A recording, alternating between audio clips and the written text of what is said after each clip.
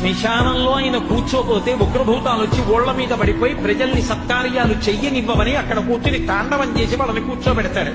పార్వతీదేవి అడిగింది మహాభారతం అనుశాసనిక పర్వంలో, శుభ్రమైన కైలాసం ఉండగా, ఇంత ఐశ్వర్యం ఉండగా, చింతామణి గృహం ఉండగా శ్మశానంలో ఎందుకుంటున్నారని అడిగింది.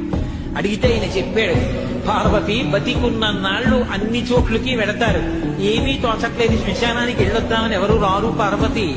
నేనంతవాణ్ణంటాడు, పొడుగ్గా ఉన్నానంటాడు, తెల్లగా ఉన్నానంటాడు, పండితుండంటాడు, పద్యాలు నాకు నోటికొచ్చంటాడు, ఉపన్యాసం చెప్పగలనంటాడు, నాకు పాటలు వచ్చంటాడు, నేను నాట్యం చేస్తానంటాడు, నేను అధికారినంటాడు, నా దగ్గర డబ్బు ఉందంటాడు, నేను పాట పాడగలనంటాడు. ఇన్ని ఉన్నాయనుకున్న వాడిలోంచి ఊపిరి బయటికి వెళ్ళిపోయిన తరువాత వాడిని తీసుకెళ్లి 4 కొత్త కర్రల మీద పడుకోబెట్టి చాప చుట్టి తాడు కట్టి పైన నూలుబట్ట కప్పి తీసుకొచ్చి అన్నీ తీసేసి కర్రల మీద పడుకోబెట్టి కాల్చేస్తుంటే జీవుడు లేచి నిలబడి పుర్రె పగిలిపోయిన తరువాత కన్న కొడుకు కూడా స్నానం చేసి వెళ్ళిపోతుంటే చీకటి పడిపోయాక, అయ్య బాబోయ్ చుట్టూ ఉగ్రభూతాలు, నా వాళ్ళన్న వాళ్ళు లేరు, వీళ్ళని నమ్ముకున్నాను, ఒక్కడు లేడని ఏడుస్తుంటే నేనున్నాను రా అని చెప్పడానికి నేను కూడా లేకపోతే చచ్చిన వాడు 1000 మాటలు చచ్చిపోతారని అక్కడ ఉన్నారు కాబట్టి నా కర్మకాల కళ్ళేనని.